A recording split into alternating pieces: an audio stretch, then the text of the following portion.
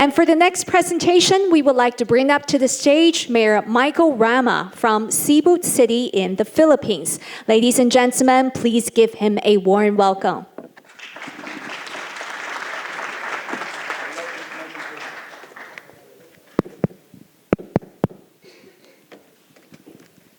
Good afternoon. I don't want to be standing here because you're too much of being stiff. I'm the mayor of the city of Cebu in the Philippines. Philippines has 110 million people, where my good mayor from Iligan also a part of. And I am here because I'm being asked to be here. And I thank the government, I thank Taiwan for bringing us all here. And that is our city, but that is the icon. Magellan's Cross, Cebu City. Discovery, 1521. And we are now into the Cebu City towards carbon neutrality. Next slide, please. Philippine Archipelago, I've said, and the island, 7,641 to be exact. And we are in the Visayas Island region. My counterpart in Mindanao is from Mindanao. I'm from the Visayas. Looking at it, the topic, of course, the menu now, the top tune. Climate change is the normal. Urbanization undoubtedly is real. The demographic window also is being manifested. What's the global trend? Resilience and sustainability. Decarbonization and the famous net zero. Social interconnectedness. Environmental preservation. Livability, availability of choice. Need not have to be in detail, but if we will be asked to be up there, then we are ready, and I'm ready for the question and answer. Next slide. Paris Agreement bring all of us, if you're a part of it, but I've been there because I've been mayor, and I've been in government for 32 years, and part of the 17 Sustainable Development Goals. It's all there. But currently, as the mayor of the city of Cebu, back on my first term, we're now into the Local Climate Change Action Plan, LCCAP. And there, sustainable cities and communities. 12, responsible consumption and production. Climate action. Then the 15, life on land. It doesn't mean that we did not take action on all those on the left. But if I have to be lecturing all of it, my time will be up. We're just into this. Next slide, please. Look at that thing, but that's not active prevention, but active reduction method. If you look at the slide, we have the intermodal transport system, MAST.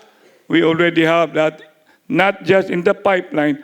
It's being constructed continuously, Cebu Bus Rapid Transit. And my planning department is now in the so-called pipeline, green loop or the green loop and the major land uses. Biological sustainable infra.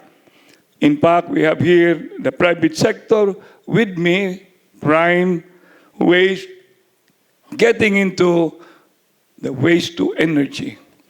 Plus, we focus on MRF. Actually, my name is Michael Rama, but I can always call it Michael Rama Fund, but it's actually Material Recovery Facility, ladies and gentlemen. And there is this renewable energy, LED. We've been into that, and we will continue in storm, aggressive, and massive, because we wish to be a part of the global solution. And there are It was even highlighted in another room. We are pursuing because we are in the ocean around the tidal current turbine. Next slide. Then we are into the passive, which is the prevention. You look at the whole thing. When you prevent the so-called concern about carbon emission, it always brings you to the nature, bring you urban greening, bring you to the school. And likewise, walkable city. I've been seeing tomorrow, not the Star Wars, but cars flying. But I wish it's electric. Cars getting into the building. No more on the ground, because the ground should belong to the people. Bicycle, and it must be more or less bringing humanity to continue, not to die. Creative industry, we're known for that. We have all these people doing furnitures, that one bringing or having guitars, and you can see the digital transformation that brings tomorrow's future, the children. They've got to be the lady from New Zealand succinctly hit the head of the nail. All of us, look at our faces. But I have my son, but was not allowed to enter, the youngest delegate, 4 years old. I'm here for him. But of course, with the mama, with the mother. Ladies and gentlemen, as you look at Green Building Ordinance, we have it in the city of Cebu. And we be aggressive, strict. Penalty will have to be emphasized. Next slide, please. Video. Take a look at the video. Look at the video. Video, please.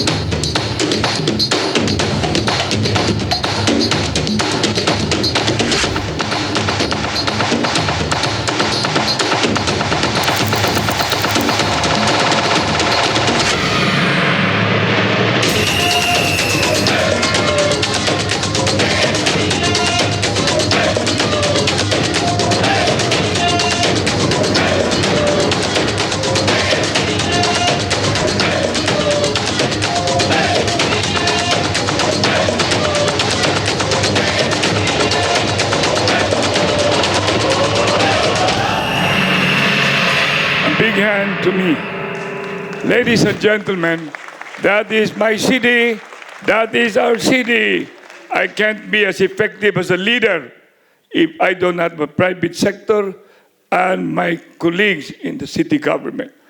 Can you please all stand? My representative and delegation, 20 of us, of course, and a 4-year-old son of mine outside. I would have wanted him to hear me, but I promised to him, the mother and my staff getting the picture, I want him to listen because he is the future. We will all, of course, we want still to live. But Abraham Lincoln have said, bear in mind, take your seat, my colleagues, because they are the wind beneath and a part of them. I can do much. I cannot do much if they will not be with me. No matter how I would like to steer them, motivate them, inspire them. But if they're not going to be more convinced, I'm nothing. Abraham Lincoln have said, to predict the future, you've got to create it now. And you must remember DDR. Dream, decide, implement. Transformation or die. I rest my case. Thank you very much. Thank you very much to Mayor Rama. Thank you for your wonderful presentation from the Cebu City in the Philippines. Thank you. And next on the agenda, we have Deputy Mayor of Las Rosas de Madrid in Spain, Mr. Jose Cabrera Fernandez, as our speaker. Let's give it up to welcome him to the stage. Welcome.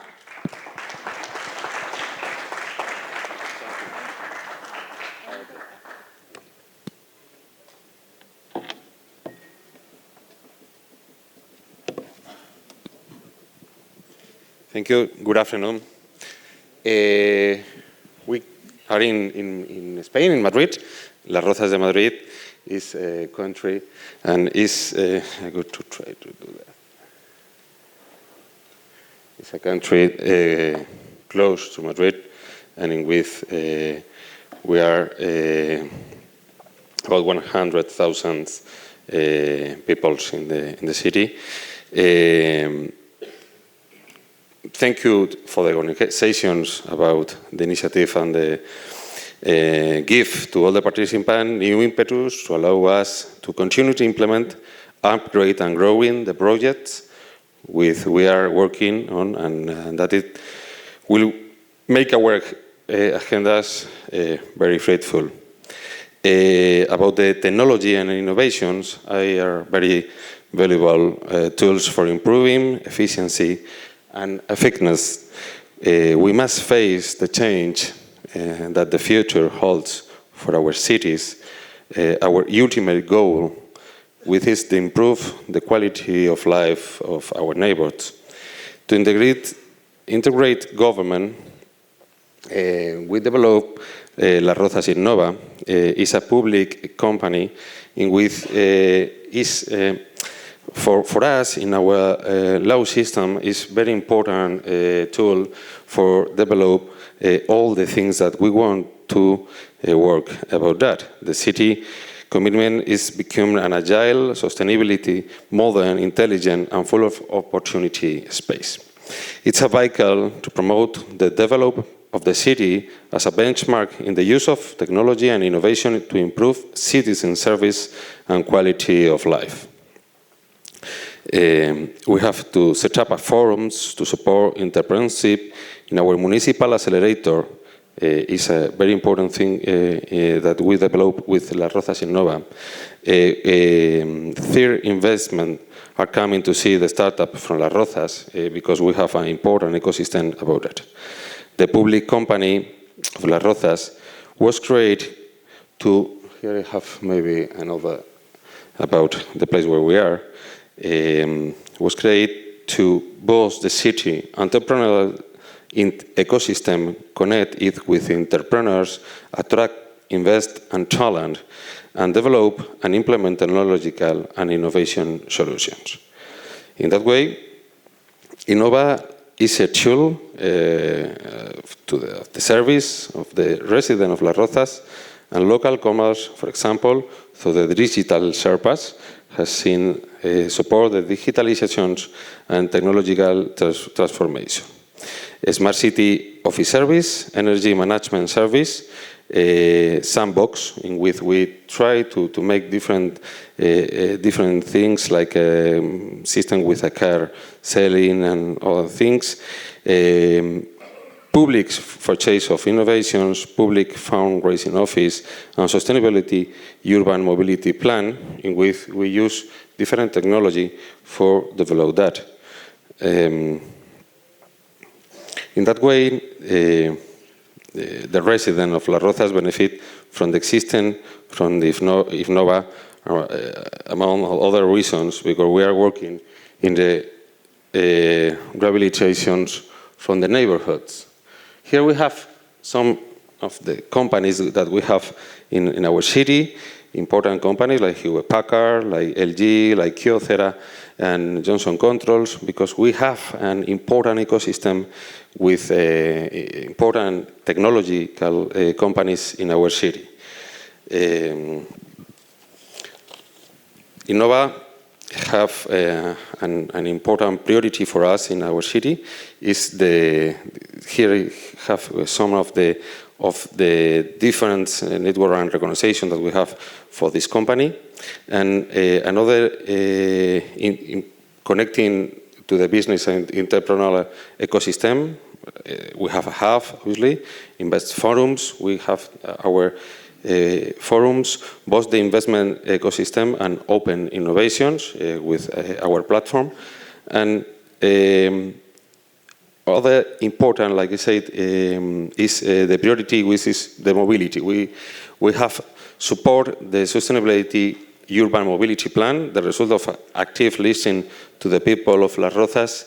It proposes measures such as carpooling and car sharing, like I said, and improve the nature, the shopping and leisure, and education and sport, because it's one of most important things in our city.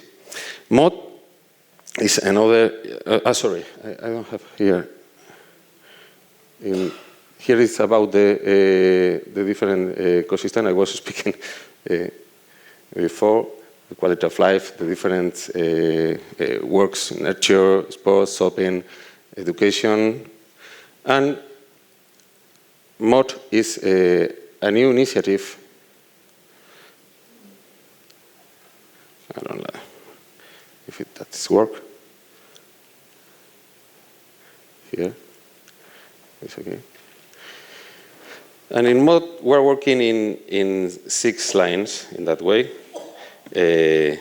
These are smart economy, smart mobility, smart people, smart employment, smart government, and smart living.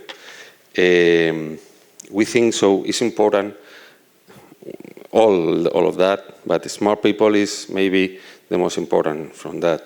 Because if we don't make political actions for the people, and the people is in the center of the action, maybe we can develop all the things that we want to do exactly. That is the investor service that we have in our city too. Here I have this, identify investment opportunities, information about the applicable regulation framework, advice available, subsidies and incentives. That is another important thing that we have in our city. Thank you for your time, and we wait to you in Las Rozas, in Madrid. Thanks so much. Thank you so much to Mr. Fernandez. Thank you. And our next speaker is Deputy Mayor of the city of Rzeszów in Poland, Mr. Dariusz Ubanik. A very warm welcome to Deputy Mayor Ubanik. Good afternoon. Okay. Some words about my city. Rzeszów is located in Poland, near by the eastern border of European Union. Thanks to this location and excellent communication links, Rzeszów is the European Union gateway to the markets of Eastern Europe and Asia. The city is currently experiencing the intensive development. Technology companies are investing in Rzeszów, universities are developing, there are more and more different ways of spending free time. And the city is becoming cleaner and greener. We have become an attractive place to study, work and live. We are one of the 2 large cities in Poland with an increasing number of inhabitants, mainly young people. I'm going to present you some of our activities to become a smart city in the areas of communication, environment, city management, together with residents and economy. Sorry, it doesn't work. Oh, yes. Paradoxically, the challenge of the mobility is to minimize the need to movement, especially by passenger cars. Both in new and existing district, we are developing the basic services sector to make them available where you live, within a few minutes walk.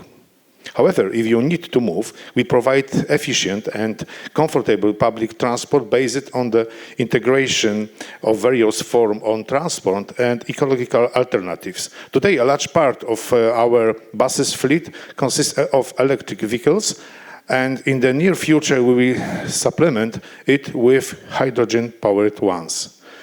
For drivers, we have launched the intelligent parking information system to avoid driving around the city looking for a free parking spot and polluting the environment with car exhaust and noise.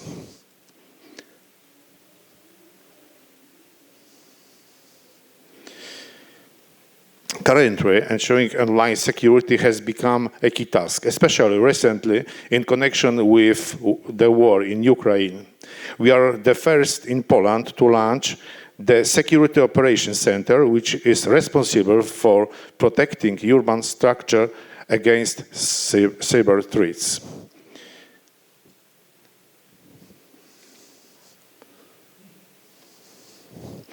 Rzeszów, thanks to the platform that collects the data from air sensors in various parts of the city, we have current information on the air condition and can quickly respond to threats. We monitor number of and condition of trees in the city. As a part of the Bee Friendly program, you create conditions for the maintenance of wild bee population by installing beehives even on the roofs of buildings. We also have pocket gardens, plant trees of endemic species. We have launched the fund called Green, to which entrepreneurs can contribute with donations that then those funds we use for new plantings.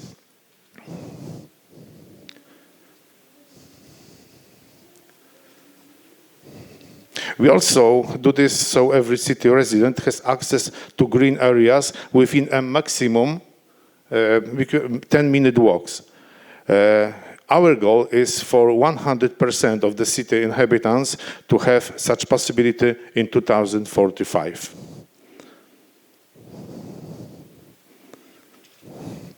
Despite many actions on our part, like the whole world, we are experiencing global climate changes. Periods of drought and heavy rains are becoming more and more common. All this, combined with the progressive development of once green areas, led to hydrological drought. It became necessary to change rainwater management. In the past, all of the water was discharged into rivers, and today we try to store and use as much as possible in accordance with the concept of a sponge city.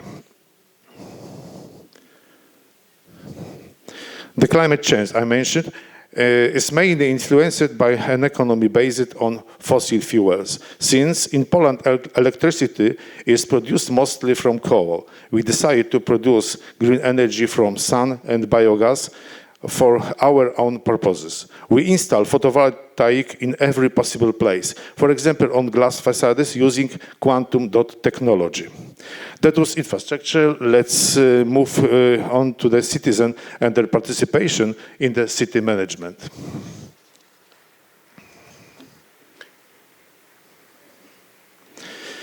Residents' influence on matters happening in the city takes place in various ways. The simplest but very effective way is the We Are the City application, through which citizens can easily and instinctively report the need for intervention by the city services.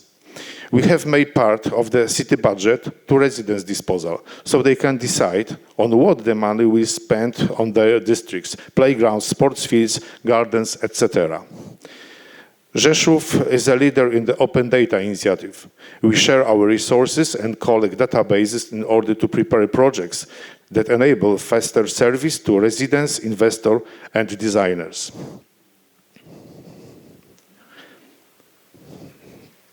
Rzeszów is one of only 2 Polish cities with a pioneering model of cooperation between resident experts and city administration, which is Urban Lab. Residents have the opportunity to talk there about things that are important to them and the city. Over there takes place also public consultations with inhabitants.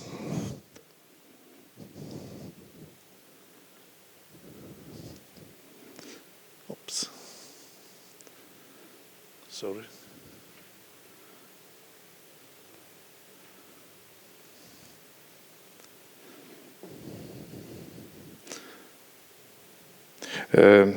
In order to cooperate even better with residents, six social councils were established to advise the mayor when making decisions important for the city. In addition, we cooperate with various environments to solve the problem. An example are our walks around the city with people with disabilities, thanks to which barriers that make it difficult to them to function are removed.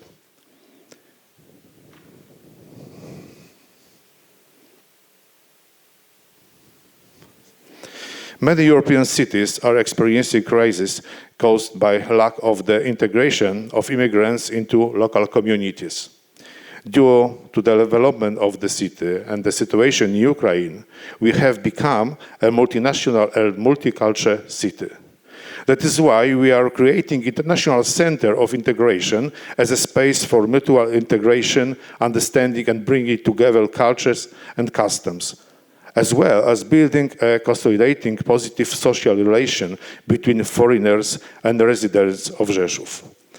I would like to hand with you information about economy. We set ourselves some goals. First, business activity must be environmentally friendly, technologically advanced, and research and development center must be created. Second, we reduce the carbon footprint, but shortening supply chains by creating clusters as ecosystems, bringing together cooperating companies. We engage business in cooperation with schools and universities. A perfect example of a cluster thanks to which Rzeszów has become recognizable in the aviation industry around the world is Aviation Valley. It's one of the best performing clusters in the world. It brings together not only industry giants but also many smaller companies. 180 companies operate in the cluster and employ approximately 35,000 highly qualified employees.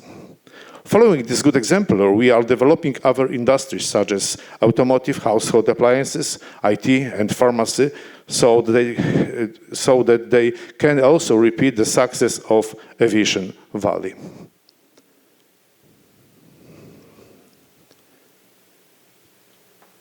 We support local business and encourage foreign investors to invest in Rzeszów, our city and the entire metropolitan area, thanks to wise and sustainable development, are business-friendly for residents and visitors. We offer various opportunities to spend free time in the city, such as concerts, sports events, recreation areas surrounded by nature, and a huge number of culture events. In 2023, there were over 1,000 of them. Several times in a row, Rzeszów has won the national ranking as a livable city. It is also the greenest of large Polish cities. The American magazine Forbes awarded Rzeszów with the first place in Poland in the ranking of business-friendly cities. And let this be a summary of our actions towards being smart. Thank you very much. Thank you very much to Deputy Mayor Ubanik from Rzeszów, Poland. Thank you for your presentation. And for the final city representative speaker, we would like to invite to the stage Mayor Dan Remy from the city of Maple Ridge in Canada. Ladies and gentlemen, please welcome Mayor Remy. Isn't it fun to be last? No, not really. But I am thankful for the mayor of Cebu for energizing the room and getting everybody excited.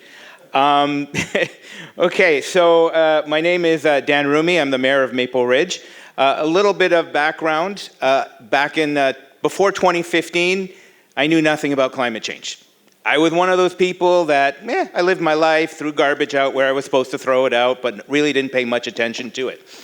And in 2015, I was elected to the member of parliament in Canada. 2015 to 2019.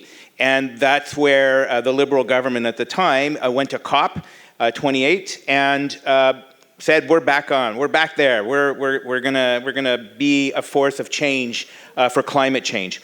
And so in Canada, we have a federal government with certain responsibilities, we have a provincial government with certain responsibilities, and then we have the municipal government.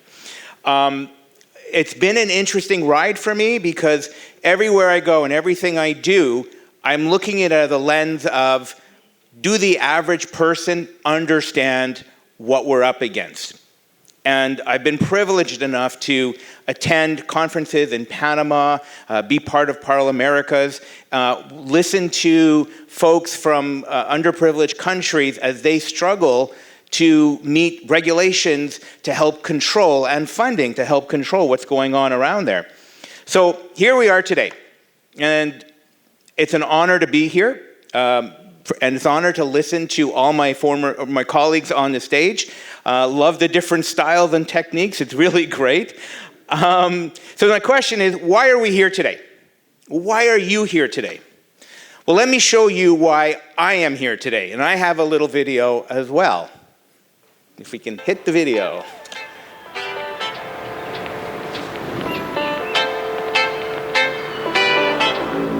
I think it was just really an incredible thing to bring together my desire to live in this city with my desire to work for one of the biggest tech companies on the planet. Metro Vancouver region has a number of competitive advantages over the rest of the world. So I'm relatively new to the area, but I find it a super exciting place to live and a lot of opportunity, a lot of outdoor activity, beautiful downtown area. Framestore was established in London in 1986. Part of its global expansion decided to tap into the Vancouver marketplace in 2022. It is on the West Coast with close proximity to Hollywood, as well as being on the Pacific Rim, and the airport is, easy access to any region around the world. It lets us have a corporate flagship on the West Coast. We get to work in time zone with Redmond, with California. It's an incredibly deep talent pool. When we're looking at advanced manufacturing, that's when you really depend more on higher level of talents, technicians, especially tradespeople that will maintain and operate the machines. Talent from all over the world wants to be in the Microsoft Vancouver office. It's really important to our business that we have everyone from entry level to mid-level to senior talent, and we have no problem building that in this region. We tap into the UBC and Simon Fraser, other local universities that have up and coming talent that seem to culturally continue what makes it exciting about working at DesignWorks. Metro Vancouver is just unbelievably culturally diverse. We're just a very rich snapshot of cultures from all over the world, and that's kind of, a hallmark of being Canadian. Lifestyle-wise, it's a very nice balance between urban and rural. The temperatures are quite mild here, and I do think that when they say you can golf in the morning and ski in the afternoon, it really is something that you can do here. It's been a great journey. There's an entrepreneurial spirit, I think, about Vancouver. It certainly makes this a good area for investment.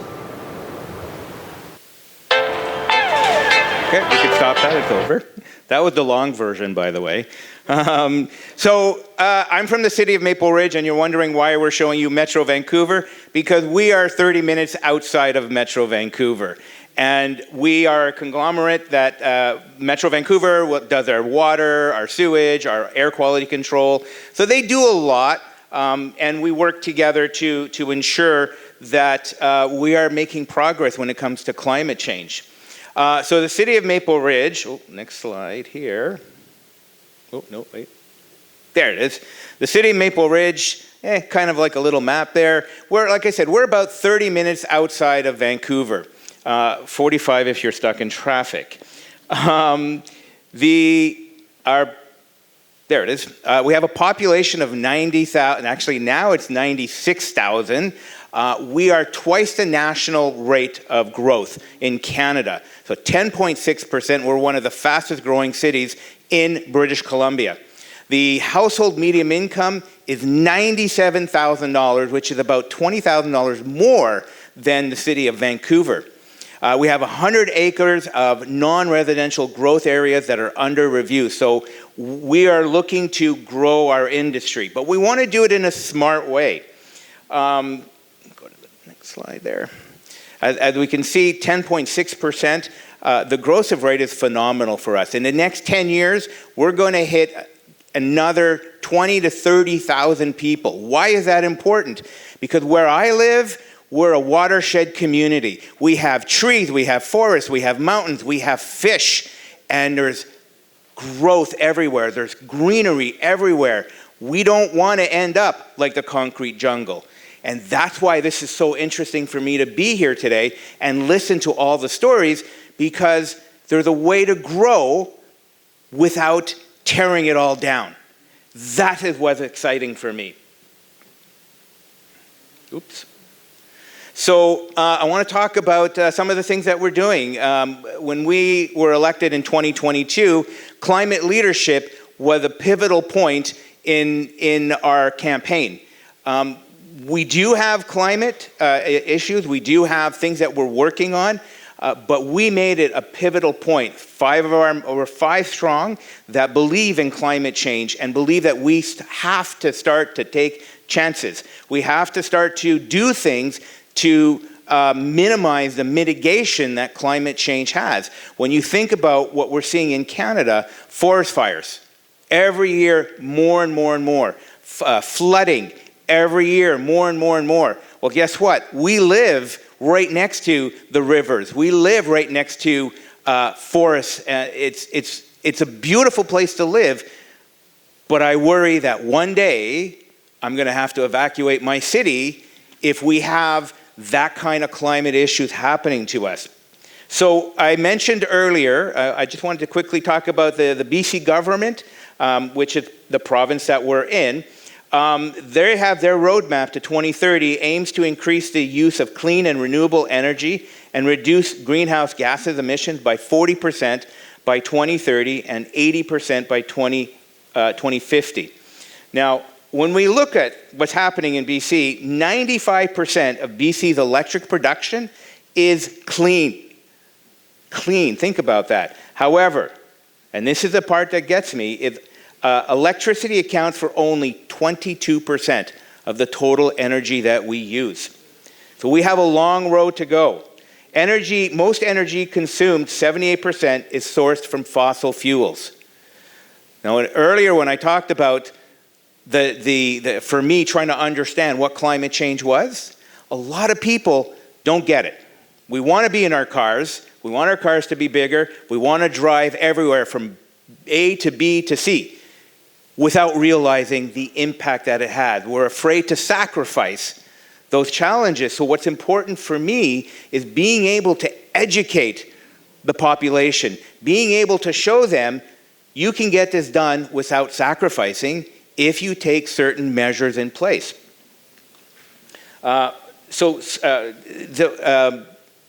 Back we were elected in 2022. In 2023, early 2023, I held a climate summit for our city, and we invited everybody to come down. We shared stories. We talked about, much like here, but on a smaller scale. And one of the things that came out was I created the Mayor's Task Force on Climate Action. And we're going through that right now. And that's really, while the city is working on a climate roadmap, much like you've seen other presenters, we wanted to be able to move on certain issues that would allow us to jumpstart. And one of those was trying to adopt a net zero carbon. And that's going to be coming to council in the next month or so.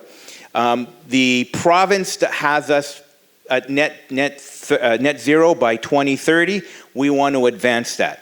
We want to be able to electrify all new buildings when they're being built so that there's heat pumps being used, that they're not necessarily, the primary source is not fossil fuels. It scares a lot of people, but the reality is it's actually not that bad, right? And I'm sure you all know that because Europe is famous for being ahead of the curve when it comes to things like oh my gosh, like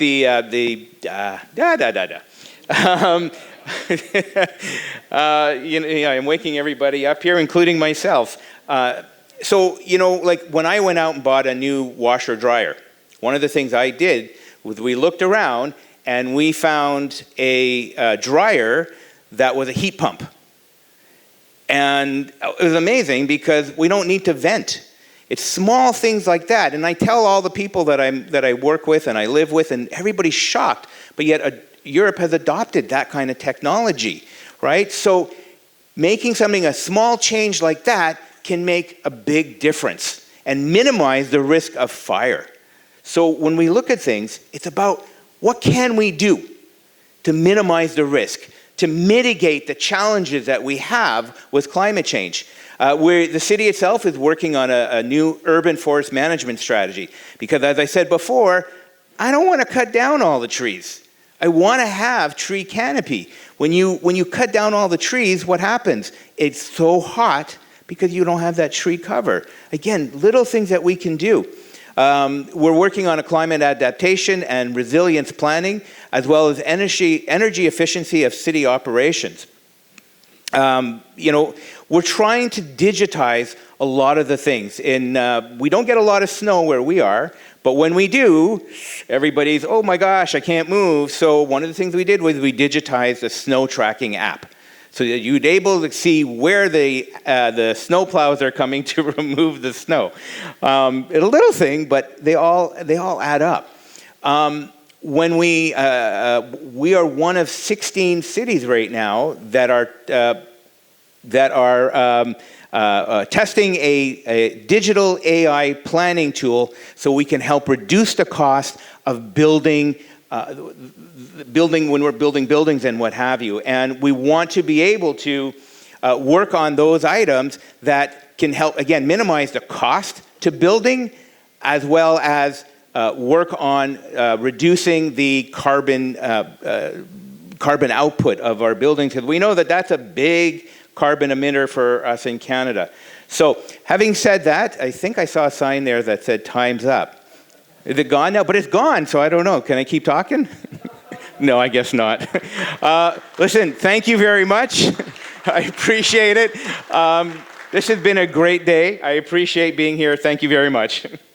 Thank you very much to Mayor Rumi, and thank you once again to all the city representatives for sharing with us all the wonderful initiatives that you're doing in your cities. And coming up next, we would like to share with you Taiwan's experience from the government side. Let's bring up to the stage Taiwan's Deputy Director General of the Ministry of Economic Affairs, Energy Administration, Mr. Wu Zhiwei. Ladies and gentlemen, please welcome Deputy Director General Wu. Good afternoon, everyone. Now I am briefing the Taiwan energy policy. And this is the Taiwan power supply portfolio. You can see we measure power from the fossil fuel is totally maybe over the 80%. We now measure developing the renewable. So last year we promoting the renewable maybe near 10%. Okay, in the future. Maybe in the 2026, we will near the 20%. In the future, we now go maybe 2013, we will renewable maybe the 30%. Okay. Because now the renewable, the nurture, the technology is measured from the photovoltaic and the wind. So Taiwan. Now we are developing the two kind of the renewable. In the 2016, we just every year we will generation 2.57 trillion water hour. But in the 2026, we near the 19. Trillion water hour is the in the past is 7 times, okay, and now Taiwan the renewable concentration is in the last year we over the 30%, but the new information in the last year and the last months, Taiwan the renewable penetration is over the 50. That means that we will 1 kilowatt hour electricity is the every 2 kilowatt hour is the one from the renewable. It's a very high the concentration because Taiwan the electricity grid is the isolated. So for Taiwan is I think it's very challenges. This first introduction in the wind power the plan. Now Taiwan major developing the offshore wind farm. We have the 3 stages. First stage is the we promoting the demonstration project. There is 2 projects. One is the IPP, is the private company. Their install capacity only 128 megawatt. And another project is from the Thai Power. Thai Power is Taiwan only state-owned company. And first phase, second phase, we promoting the zone application for the planning. They have totally they have the 5.7 gigawatt. And now we promoting the first 3. In the future, we planning 1 gigawatt per year. And totally, we will install 50 gigawatt the offshore wind farm. And because now we promoting the offshore wind farm, the wind depths, sea depths is too high, maybe over 15 meters. So in the future, we will promoting the floating type in the Taiwan street. Another one is we promoting the photovoltaic. Now we install in Taiwan photovoltaic install capacity maybe the 12 gigawatt. In the maybe last year we near the 20 gigawatt. In the future, in the 2030, every year we will increase 2 gigawatt. So in the 2030, we will accumulate maybe 31 gigawatt. In the 2050, we will finish 40 or 80 gigawatt. Our policy is promoting major in the rooftop. In now, we maybe 17 the photovoltaic installation is from the rooftop. Another one is the grounding. And we promoting the rooftop, including like the industry park and the community rooftop and the school. And we also promoting like the living stock, the rooftop. And the grounding, we now using the, we say the land multi-use. They will including like use the detention basin, reserve, or fisher. And another one we will using the like the pollution land and the landfill to install the photovoltaic. In the future, we will developing the offshore the photovoltaic installation. And in the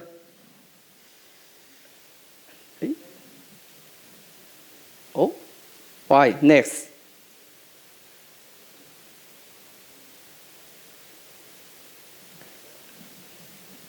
Broken. Okay. Sorry. Okay. Another one we will promoting the like the geothermal biomass and marine energy, and small hydro power. Maybe in the future, Taiwan major developing the geothermal.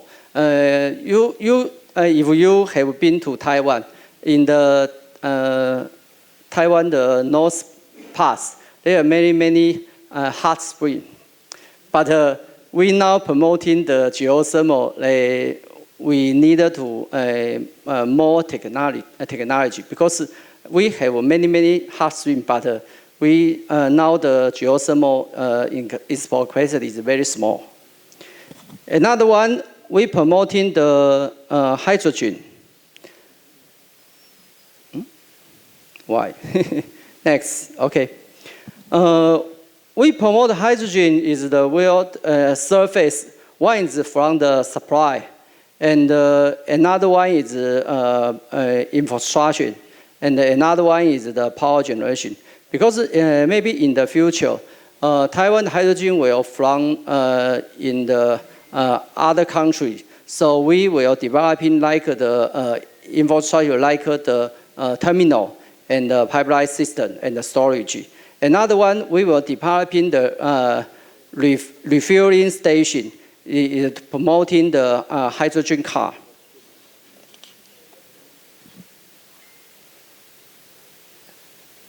We also promoting the energy storage system because Taiwan now promoting the like the wind and the solar.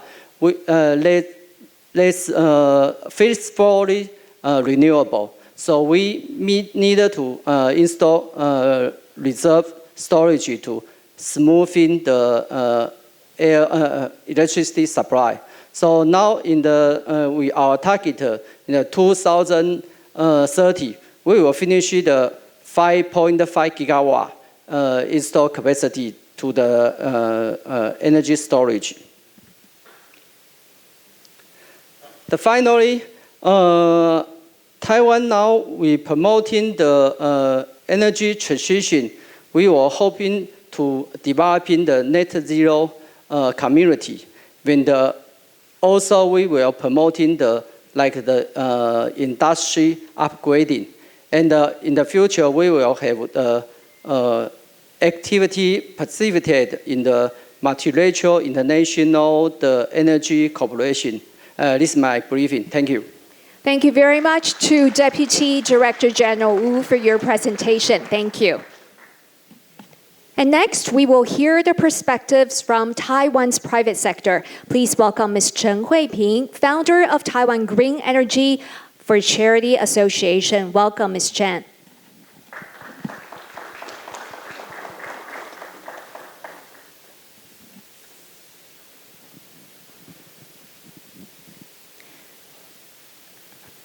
Good afternoon, ladies and gentlemen. I'm so honored to have this opportunity to share with you my experience of empower everyone, building a net zero city with citizen power.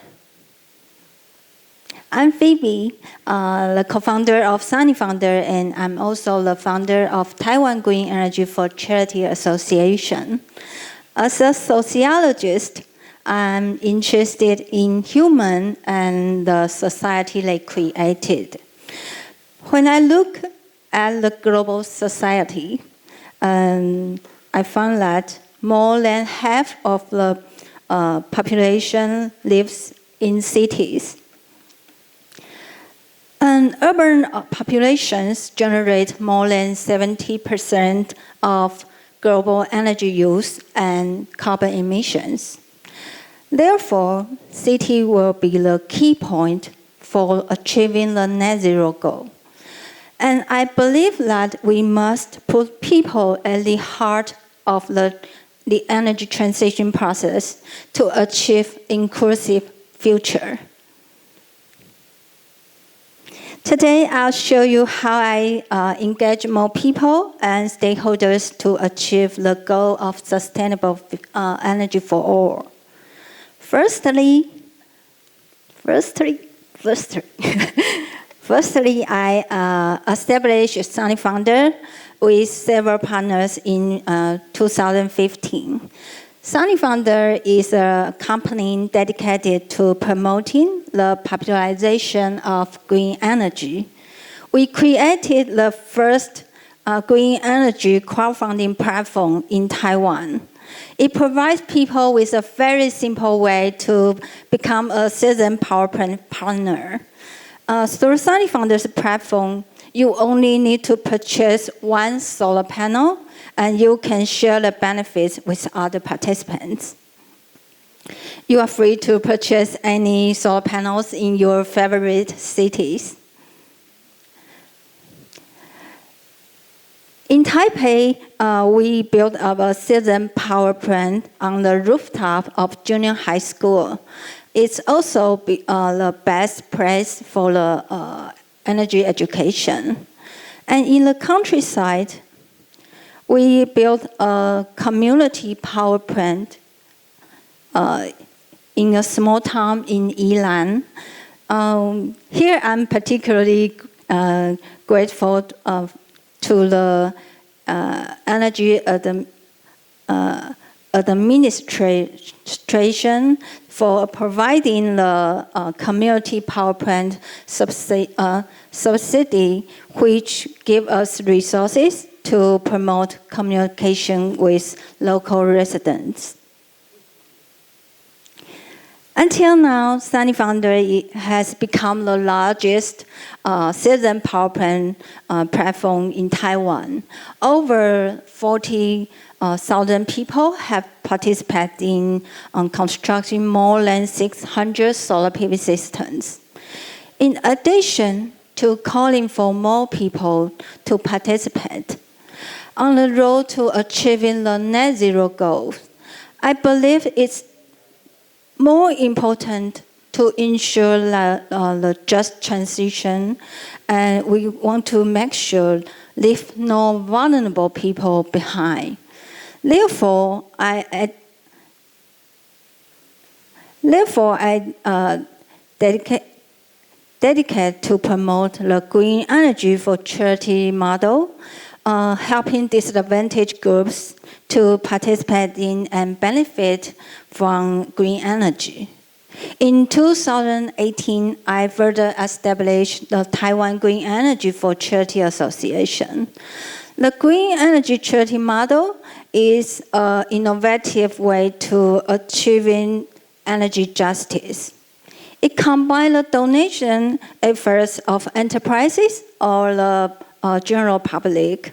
We can build solar PV system for the disadvantaged groups. And more importantly, your charity action will also reduce carbon emission at the same time. The green energy charity model can be highly aligned with ESG actions with companies. For example, we cooperate with Taiwan Mobile Company and their supply chain and customers to complete a series of green energy charity projects to help 7 social welfare institutions. In addition, we also cooperate with Cathay Financial Holdings to complete a green energy charity project for the Aboriginal tribe in Pingtung. We also join hands. We also join hands with Citibank, with the company and employees' donations. We construct a solar PV system for the elderly and disability care center. This is a CTBC Financial Holdings. They sponsored a 3-year green energy charity project and return the green benefits to support the first net zero museum in Nanyang Museum and biodiversity survey in the ocean. Until now, we have been total of 30 enterprises and more than 10,000 people participate in 40 charity projects. We have donated over 15,000 solar panels. Together, we also helped more than 13,000 children, the elderly, and the physically and mentally disabled. In the process of promoting green energy projects, I found out that these vulnerable groups are often the most affected by climate change. Therefore, I have started the Energy Vulnerability Survey to explore the problem faced by social welfare institutions in Taiwan. We also empower young people, women, and the public to become energy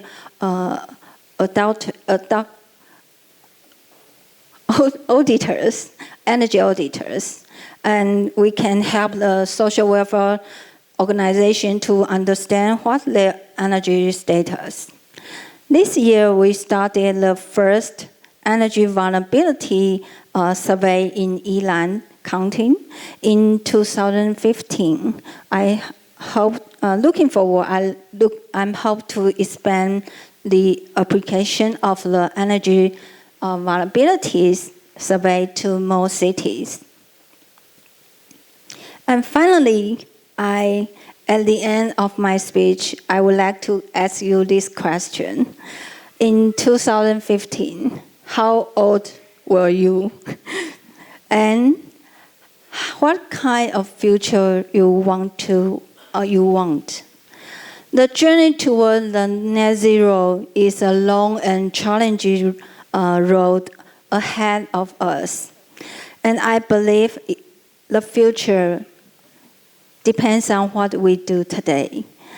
Let's light up the net zero city and a better future with the power of people and with you. Thank you. Thank you very much to Ms. Chen. Thank you for your presentation. Please take your seat on the stage as we will now move on to panel discussion. Let's first bring up to the stage our moderator, Mr. Yang Zhiqing, Chief Secretary of Taiwan's Ministry of Economic Affairs. Also inviting to the stage are our two other panelists, Mr. Imani Kumar, Deputy Secretary General of ICLEI, and also Mr. Wu Zhiwei, Taiwan's Deputy Director General of Energy Administration of MOEA. Thank you. Thank you all speakers. You are all great presentation. Due to the time strain, we have about 3 or 5 minutes can go the short brief discussion session. And I think it's a great opportunity. I want to ask the Deputy Secretary Kumar, you can give us some suggestion after the 10 great presentation.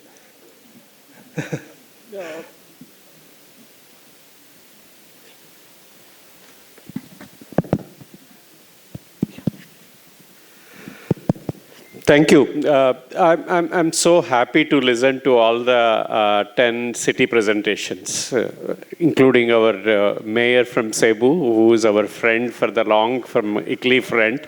Great. Energizing to all of us, and also all the mayors and deputy mayors and city representatives. I think I'm in this field for the last 30 years. I'm working with the city governments for the last 20 odd years, so more than 2 decades. And I'm so happy to listen to all the mayors and city representatives here. The way they have presented, the way they have, including our Canada minister, mayor, he was saying that a few years back, he didn't even believe that climate change is going to happen. Now he changed himself and he's presenting his activities, I think. Kudos to all of you. I will say, I don't know, how do we promote these activities? Thank you. Thanks a lot. Thank you. I think my teacher teach me a good teacher shall end the class on time. So I follow the rule always. I think it's a great presentation today. And finally, thank you. I want to ask our distinguished guests, if you have any question, I want you just keep this opportunity. Raise your hand. Yeah. DDI. What shall we do first? My time was only earlier 10 minutes, but I want to greet all of you. Ni hao. Yeah. How are you? Dobry otru. Assalamualaikum warahmatullahi wabarakatuh. Namaste. Annyeonghaseyo. Kumbawa. Buenas tardes. Sheshe. Chai chen. Thank you. Just want to say that I want to complete because I wanted to include that in my, but the time was up. Okay. Thank you very much. Thank you. Finally, thank you again to all the distinguished guests who participated. Your valuable experience and suggestion will be driving force for all of us to promote net zero city. I wish the conference a complete success and see you in Taiwan next year. Thank you.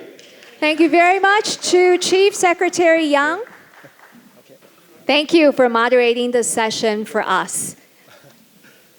Okay, if we have any question, we can just this conference room to further discussion here. Okay, so if you have any questions, you can come forward and discuss privately. We would like to ask you to remain on the stage, and we invite all the speakers to the stage for a group photo to remember this special event. Front edge. We take a photo, a group photo. Thank you very much to all our wonderful speakers today for sharing with us your initiatives and also your views and experiences. So once again, we invite all the speakers to the stage to take a photo together.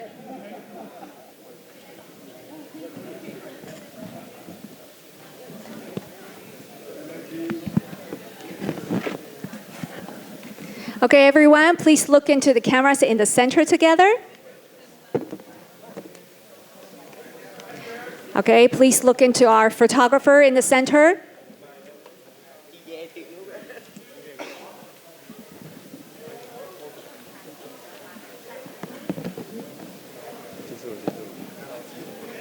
Beautiful. Okay, how about another one with a thumbs up?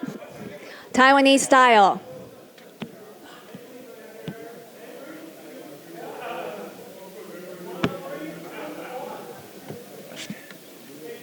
Thank you very much for joining the group photo, and thank you once again to all our speakers for your sharing this afternoon. Ladies